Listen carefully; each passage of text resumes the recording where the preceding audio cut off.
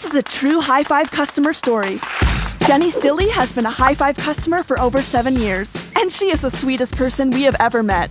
Well, Jenny is an entrepreneur and the owner of Boho Blu, a trendy and lifestyle boutique selling women's clothes, shoes, and accessories. In just 10 years, Jenny has steadily managed to expand the business from having 0 to 6 brick-and-mortar stores in North Carolina and grow as one of the largest online boutique businesses up to date. Jenny has a quite extraordinary and interesting reason why she started her fashion business. Let's hear from Jenny. It's a happy accident. I met this great guy. We decided to get married, and I was looking for dresses to wear to events like engagement parties and things like that. And everything seemed to be pretty pricey that I liked. So on our honeymoon, we found this little boutique in Puerto Rico that had the cutest dresses at a really nice affordable price. I felt like I needed to replicate in North Carolina. You can still be cute without spending a ton of money. As much as Jenny and her husband Patrick were concerned, their #1 goal was to source the clothing and accessories and provide to their community at reasonable and affordable prices.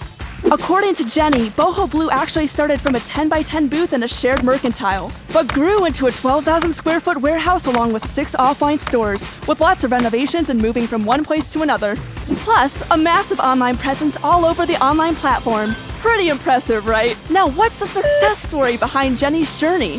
First, let's hear what major challenges that Jenny had to go through and how she overcame those challenges. When we first started, my husband and I both had other careers. We started in a situation where somebody else would run the store, which was very interesting. You have to be very trusting right off the bat. And we were self-funded, so we grew as we could afford to grow. Money is a thing, right? In our business, buying inventory, paying for rent when you're brick and mortar. So I think money and being self-funded are why we grew at the pace that we did. So we opened 2 stores a year for the first 3 years, just as we could afford to do it. Other than that, people are our greatest challenge. Sometimes we have found that it's better to have no one in a role than the wrong person in a role. That means more work for us, but it's worth it until you find the right people. Third challenge would be the pandemic. We can't talk about business without that, right? So that took us from brick and mortar to online only. We had to lay off a huge portion of our staff, which was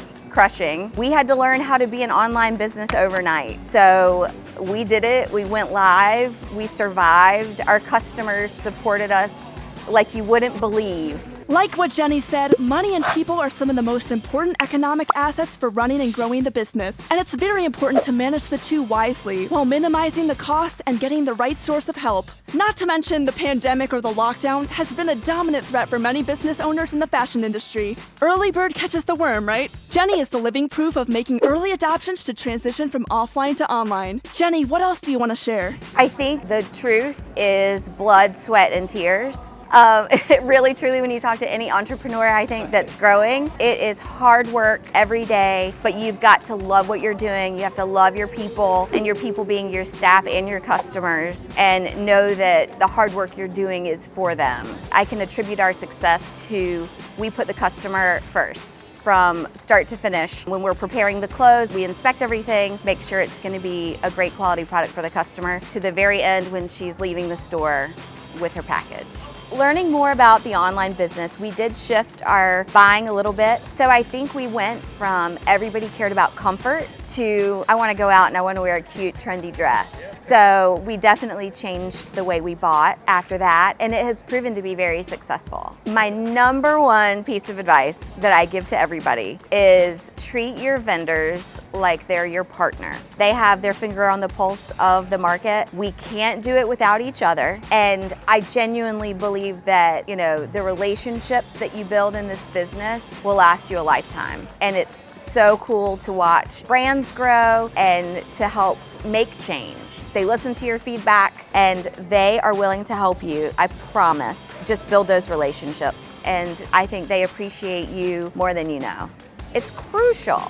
Oh, I've learned so much from my vendors, and it's also fun to watch them get married and have babies. And They really do become your work friends. Prioritizing customers' needs and building long-lasting relationships with vendors added a significant weight to Jenny's success on growing her business to what it is today. Most certainly, these are some of the life lessons that we think all boutique owners must learn to adopt and implement on their own. Boho Blu serves the girl that is, I always say she's a really good time. She's trendy, she's modest, but also fun. You can always find us on Instagram, and it's at Boho Blu with no E, BOHOBLU, bohoblu.com. You can hear a little bit more about our story, and TikTok. You can't go wrong with Boho Blu on TikTok. Jenny, thank you so much for sharing your story with us. And that was the true Hyfve customer success story.